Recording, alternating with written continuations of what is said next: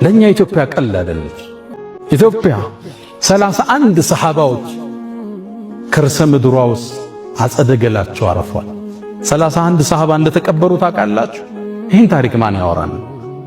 ቱርክ ውስጥ አንድ ሰሃባን የተቀበረው ኢስታንቡል ጫፍ መግቢያ ላይ አቡ አዩብን አልአንሳሪ እዚህ ኹጥባ ላይ አንስተነዋል።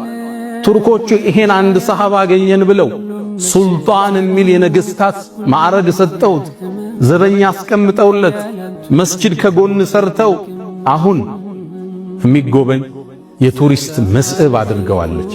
ቻይና ውስጥ ያለው አንድ ሰሃባ ነው። እሱ ግን ተካብዶ ኢንሳይክሎፒዲያ ውስጥ ታገኙታላችሁ። ኢትዮጵያ 31 ሰሃባዎች ያረፉባት ምድር ነች። በርካታ ሰሃባዎች እትብታቸው የተቀበረበት የተወለዱበት መሬት ነው ኢትዮጵያ። ለኛ ኢትዮጵያ ቀላል አይደለች።